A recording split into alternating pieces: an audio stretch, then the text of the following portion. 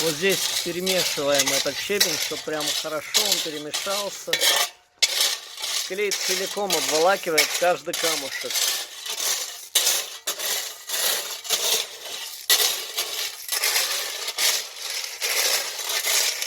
Вот там был сухой, да.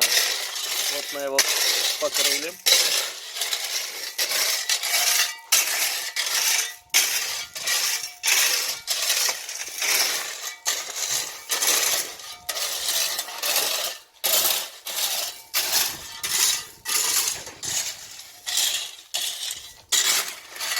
Видно вот тут одного цвета, это сухие камни, там